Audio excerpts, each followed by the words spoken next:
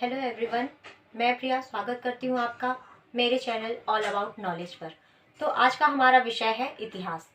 इतिहास में हम जानते हैं कि इतिहास को अध्ययन की सुविधा की दृष्टि से 3 भाग में बांटा गया है। पहला प्राचीन भारत का इतिहास, दूसरा मध्य भारत का इतिहास और तीसरा आधुनिक भारत का इतिहास। तो आज का हमारा विषय जो रहेगा वो प्राचीन भारत के इतिहास से हम शुरू करेंगे। पहले हम प्राचीन भारत के इतिहास को कंप्लीट करेंगे, उसके बाद मध्यकालीन भारत के इतिहास को और उसके बाद फिर आधुनिक भारत में हम पहुंचेंगे। तो आज हम देख लेते हैं प्राचीन भारत के इतिहास को। ठीक है,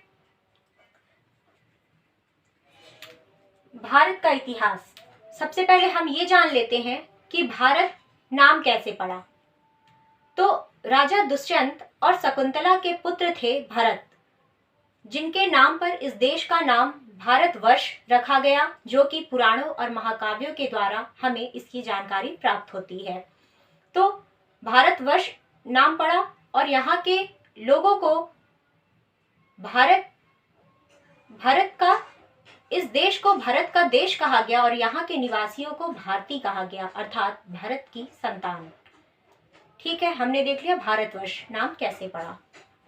अब हम जान लेते हैं एक दूसरा नाम जो मिलता है सुनने को, वो इंडिया मिलता है। तो इंडिया नाम कैसे पड़ा? तो जो यूनानी हमारे देश में आए, उन्होंने हमारे देश को इंडिया कहकर संबोधित किया, जिसके तहत हमारे देश का नाम इंडिया पड़ गया। अब एक और नाम सुनने को मिलता है जो है हिंदुस्तान। तो हिंदुस्तान नाम कैसे पड़ा? जो मध्यकालीन मुस्लिम इतिहासकार, हमारे जो साहित्यकार हमारे देश में आए, उन्होंने हमारे देश को, भारत को हिंदुस्तान कहकर संबोधित किया।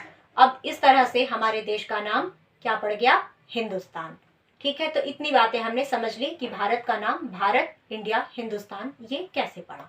अब हम चलते हैं अपने विषय की ओर, प्राचीन भारत का इतिहास। तो प्राचीन भारत के इतिहास की जानकारी सबसे पहले देखते हैं कि किन किन स्रोतों से प्राप्त होती है। तो प्राचीन भारत के इतिहास की जो जानकारी है वो हमें मुख्यतः 4 स्रोतों से प्राप्त होती है। पहला है धर्म ग्रंथ, दूसरा ऐतिहासिक ग्रंथ, तीसरा विदेशियों के विवरण के द्वारा और चौथा है पुरातत्व संबंधी साक्ष्यों के तहत। तो देख लेते हैं धर्म ग्रंथ में कौन कौन से ग्रंथ आते हैं। तो वेद आता है, पुराण, वेदांग, उपनिषद, ब्राह्मण ग्रंथ, जैन साहित्य, बौद्ध साहित्य इत्यादि। तो इनके थ्रू हमें इतिहास के बारे में जानकारी मिलती है। ये तो हो गए धर्म ग्रंथ। अब ऐतिहासिक ग्रंथ में आ जाता है अर्थशास्त्र, अष्टाध्यायी, राजतरंगिणी, महाभाष्य। अर्थशास्त्र के जो लेखक हैं, जो रचयिता हैं, वो हम सब जानते हैं कौटिल्य को, चाणक्य को। तो चाणक्य ने अर्थशास्त्र की रचना की थी। चाणक्य, जिनका नाम कौटिल्य या विष्णुगुप्त भी जाना जाता है। चाणक्य कौन थे? आप जानते हैं मौर्यन एम्पायर के राजा चंद्रगुप्त मौर्य को। चंद्रगुप्त मौर्य ने इनकी मदद से मगध पर घनानंद को पराजित करके मौर्य वंश की नींव डाली थी। तो ये चंद्रगुप्त के प्रधानमंत्री भी बने थे। ठीक है, इन्हीं की मदद से चंद्रगुप्त ने मगध पर मौर्य वंश की नींव रखी थी। अर्थशास्त्र के लेखक चाणक्य। अर्थशास्त्र एक राजनीति वाली पुस्तक है। अष्टाध्यायी, अष्टाध्यायी के लेखक के रूप में हम जानते हैं कल्हड़ को। कल्हड़ द्वारा रचित राजतरंगिणी और अष्टाध्यायी के लेखक पाणिनि हैं। ठीक है, अष्टाध्यायी के लेखक पाणिनि है, जो कि एक संस्कृत पुस्तक है, और राजतरंगिणी के लेखक हैं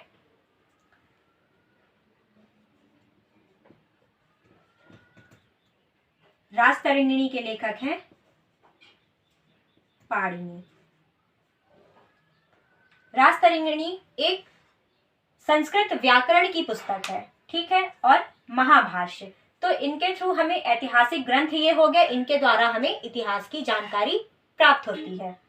अब पुरातत्व संबंधी साक्ष्य में हाथी गुम्फा अभिलेख, सौह गौर अभिलेख, एरन अभिलेख, भीतरी अभिलेख, गरुड़ स्तंभ, आहत सिक्के, इन सब से ये सब पुरातत्व संबंधी साक्ष्य है जिनसे इतिहास की जानकारी प्राप्त होती है। इसी तरह विदेशियों के विवरण के द्वारा, जैसे विदेशी हमारे देश में जब भ्रमण करने आते थे तो वे जब यहाँ से लौट कर जाते तो यहाँ के बारे में बताते थे। अब हम मान लीजिए हम कहीं घूमने गए, हम वहां से वापस आए तो हम बातें करते हैं ना कि हाँ वो जगह ऐसी ऐसी थी, वहां पे ऐसे बगीचे थे, वहां के लोग ऐसे थे, है ना, वहां का रहन सहन इत्यादि इस प्रकार था। तो उसी तरह जो विदेशी हमारे देश में घूमने के लिए आते थे, वे जाने के बाद जो यहाँ का उल्लेख व्यक्त किए, उसके थ्रू हमें इतिहास की जानकारी प्राप्त होती है।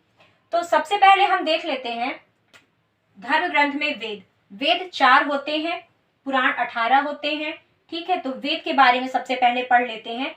वेद 4 हैं, कौन कौन से? ऋग्वेद, यजुर्वेद, सामवेद, अथर्ववेद। तो सबसे पहले देखते हैं ऋग्वेद क्या है। ऋग्वेद सबसे प्राचीन वेद है, वेदों में सबसे प्राचीन वेद ऋग्वेद है और सबसे बाद का वेद अथर्ववेद है। तो ऋग्वेद क्या है? ऋचाओं के क्रमबद्ध ज्ञान के संग्रह को हम क्या कहते हैं? ऋग्वेद कहते हैं। इसमें 10 मंडल, 1028 सूक्त और 10,462 ऋचाएं हैं। अब इन ऋचाओं को पढ़ने वाले ऋषियों को क्या कहा गया है? तो इन ऋचाओं को पढ़ने वाले ऋषियों को होत्र कहा गया है। इसमें इंद्र को समर्पित 250 ऋचाएं हैं और अग्निदेव को समर्पित 200 ऋचाएं हैं। जानकारी देख लेते हैं।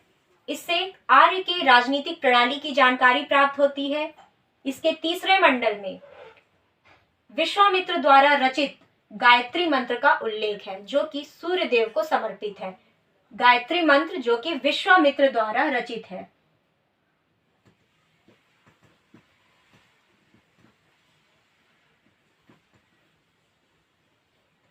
तो गायत्री मंत्र विश्वामित्र द्वारा रचित है और इस सूर्य देव को समर्पित है।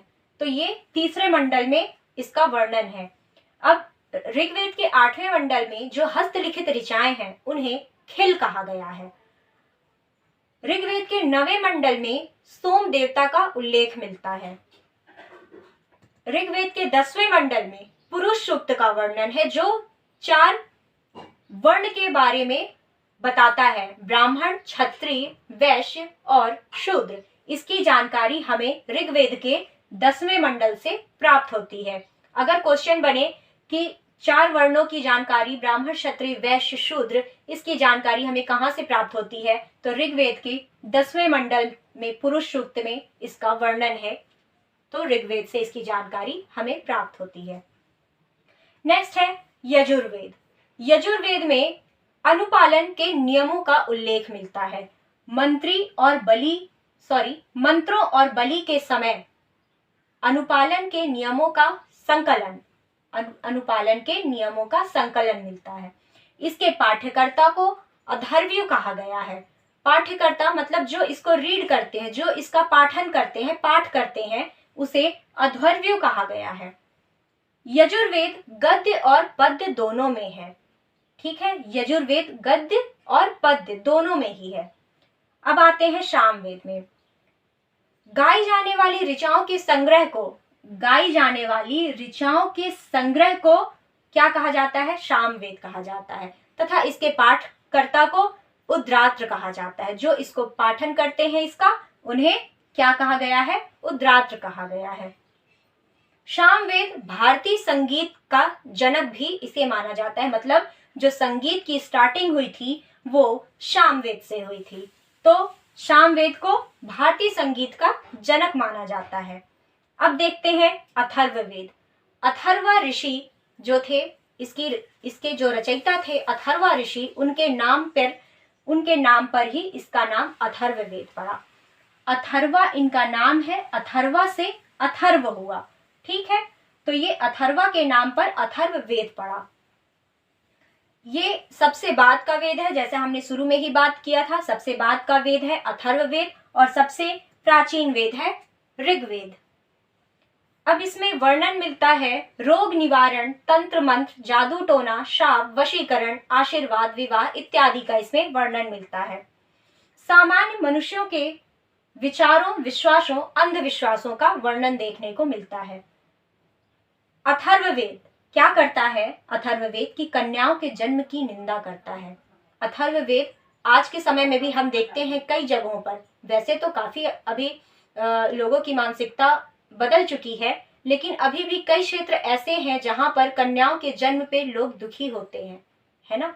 तो ये अथर्ववेद में कन्याओं के जन्म की निंदा के बारे में बताया गया है।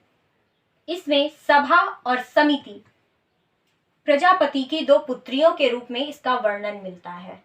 तो हमने देख लिया भारत के इतिहास में, प्राचीन भारत के इतिहास के अंतर्गत पहले तो हमने देखा भारत का नाम भारत कैसे पड़ा, फिर हमने देखा कि इसकी जानकारी मुख्यतः किन किन स्रोतों से प्राप्त होती है। तो मुख्यतः 4 स्रोतों से प्राप्त होती है: धर्म ग्रंथ, ऐतिहासिक ग्रंथ, पुरातत्व संबंधी साक्ष्य और विदेशियों का विवरण। धर्म ग्रंथ में हमने सबसे पहले वेद को देखा। वेद 4 प्रकार के होते हैं, ऋग्वेद, यजुर्वेद, सामवेद और अथर्ववेद। ऋग्वेद में हमने देखा कि ऋचाओं के क्रमबद्ध ज्ञान के संग्रह को हम ऋग्वेद कहते हैं। इसमें 10 मंडल, 1028 सूक्त और 10,462 ऋचाएं हैं। इन ऋचाओं को पढ़ने वाले ऋषियों को यहाँ पर होत्र कहा गया है। यहाँ ये ऋचाएं 250, इनमें 250 ऋचाएं इंद्र देव को समर्पित हैं तथा 200 ऋचाएं अग्नि को समर्पित हैं। इसकी जानकारी में आर्य के राजनीतिक प्रणाली की जानकारी मिलती है। तीसरे मंडल में विश्वामित्र द्वारा रचित गायत्री मंत्र है जो सूर्य देव को समर्पित है। 8वें मंडल में हस्तलिखित ऋचाओं को यहाँ पर खिल कहा गया है। 9वें मंडल में सोम देवता का उल्लेख मिलता है। 10वें मंडल में पुरुष सूक्त का वर्णन है जिसमें बताया गया है ब्राह्मण, क्षत्रिय, वैश्य और शूद्र 4 वर्ण के बारे में। यजुर्वेद में मंत्रों और बलि के समय अनुपालन के नियमों का संकलन देखने को मिलता है। इसके पाठकर्ता को अध्वर्यु कहा गया है तथा यह गद्य और पद्य दोनों में है। सामवेद में पहुंचे। सामवेद गाई जाने वाली ऋचाओं का संग्रह है। सामवेद, इसके पाठ्यकर्ता को उद्रात्र कहा गया है। भारतीय संगीत का जनक भी सामवेद को कहा जाता है। अब अथर्ववेद। अथर्ववेद के रचयिता अथर्वा ऋषि हैं। अथर्वा ऋषि के नाम पर ही इस वेद का नाम अथर्ववेद पड़ा। ये सबसे बाद का वेद है। इसमें रोग निवारण, तंत्र मंत्र, जादू टोना आदि का उल्लेख मिलता है। सामान्य मनुष्यों के विचारों, अंधविश्वासों का उल्लेख मिलता है। कन्याओं के जन्म की निंदा करता है अथर्ववेद, मतलब इसमें वर्णन मिलता है। अथर्ववेद में कन्याओं के जन्म की निंदा का वर्णन मिलता है।